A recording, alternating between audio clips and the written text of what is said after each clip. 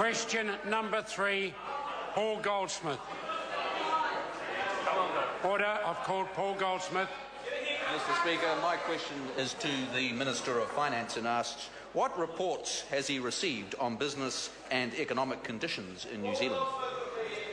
Mr. Speaker. Honourable Bill English. Last week the ANZ issued its Business Outlook survey for June. After a bit of a flat patch, which the Leader of the Opposition acknowledged at the weekend, the survey confirmed business confidence continued to lift across all sectors, and the majority of component indicators are also rising. A net 50% of businesses expect general business conditions to improve over the next year. There were strong readings in construction and agriculture and in manufacturing, which posted a significantly higher reading for the outlook than a year ago. Supplementary question, Paul Goldsmith. Thank you, Mr. Speaker. To the Minister, what did the latest Business Outlook survey report about businesses' views about prospects for their own operations over the next year?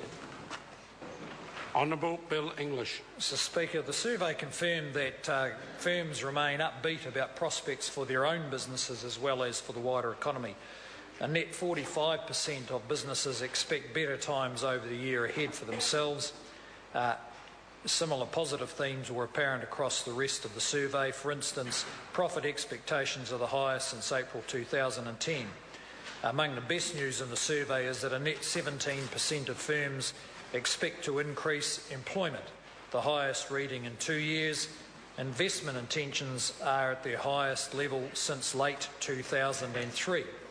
Even excluding the construction sector, optimism is widespread, with a net 48% of firms outside of construction expecting better times ahead. So the positive views aren't all driven by construction. Supplementary. Supplementary question, Paul Goldsmith.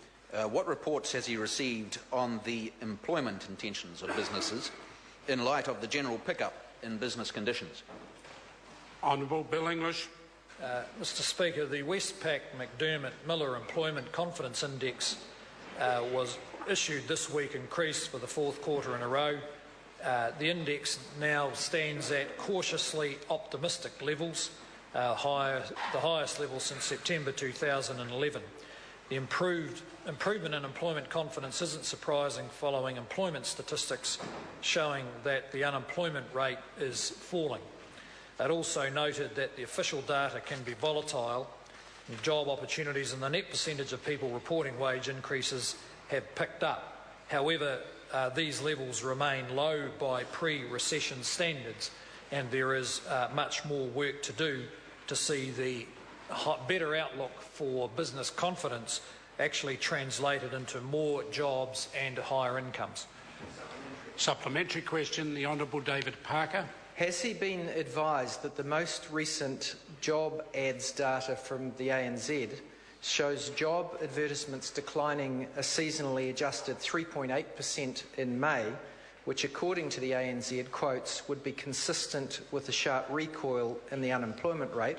If he hasn't seen that, has he seen the statistics from Statistics New Zealand, which show that 44% of all working New Zealanders got no wage increase in the last year? Honourable Bill English.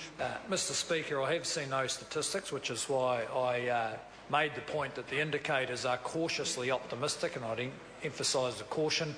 Employment indicators have over the last 2 or 3 years been more volatile than was historically the case.